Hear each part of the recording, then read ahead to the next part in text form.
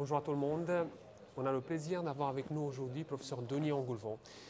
On est au Congrès européen de cardiologie à Amsterdam. Le professeur Engoulevent a accepté de nous parler de l'état de l'inflammation et son impact sur les maladies cardiovasculaires. Bonjour professeur Engoulevent.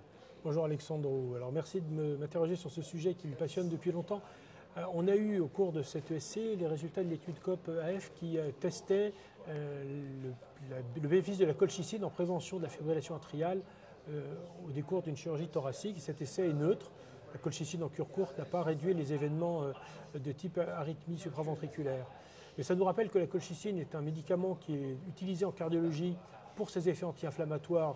On le sait depuis longtemps dans les péricardites, avec un très bon niveau de preuve sur le risque, la prévention des récidives. Et depuis quelques années, on a des niveaux de preuve dans la maladie coronaire, ensuite à l'étude Colcott et l'étude Lodoco, qui ont montré que donner de la colchicine aux patients coronariens en prévention secondaire réduisait les événements. Il y a d'ailleurs une recommandation depuis quelques années dans la maladie coronaire chronique stable de la colchicine.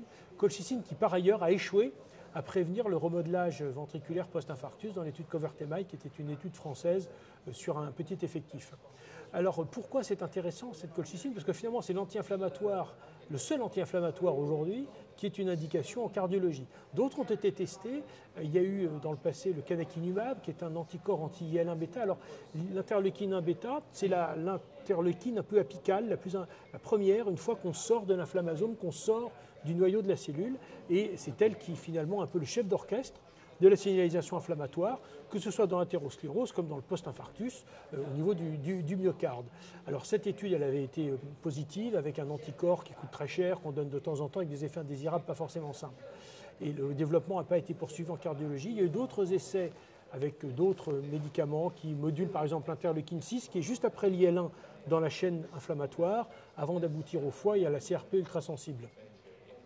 Alors on a eu la chance au cours de cette ESC d'avoir un symposium animé par Paul Ridker, qui est un peu le pape de l'inflammation dans les maladies cardiovasculaires, qui est celui qui a découvert la CRP ultrasensible, qui a breveté son dosage.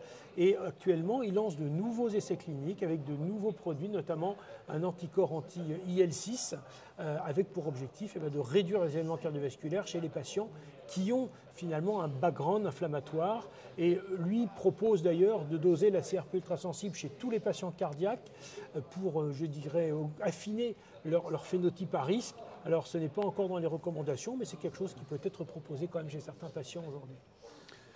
Une question, alors comment on évalue l'état inflammatoire d'un patient cardiovasculaire? Alors en dehors d'une phase aiguë où le patient vient de faire un infarctus, etc., sur un patient chronique, finalement, soit il y a une notion de maladie inflammatoire chronique, polyarthrite rhumatoïde ou cancer, malheureusement, qui est un état inflammatoire, mais s'il n'y a rien de tout ça, on peut effectivement doser la CRP ultra sensible. Attention, c'est un dosage particulier. En gros, on descend dans l'échelle de dosage pour aller doser des toutes petites variations. Et si la CRP ultra sensible, alors habituellement, il retient entre 2 et 3 mg. Si elle est au-dessus, on considère qu'il y a effectivement un état inflammatoire chronique qui favorise, qui augmente les événements. Voilà. Mais pour l'instant, on n'a pas de recommandation de traitement basée sur le dosage de la CRP ultrasensible, comme on peut l'avoir pour la glycémie dans le diabète ou les lipides en prévention primaire ou secondaire. On vous remercie, professeur Engoulevent.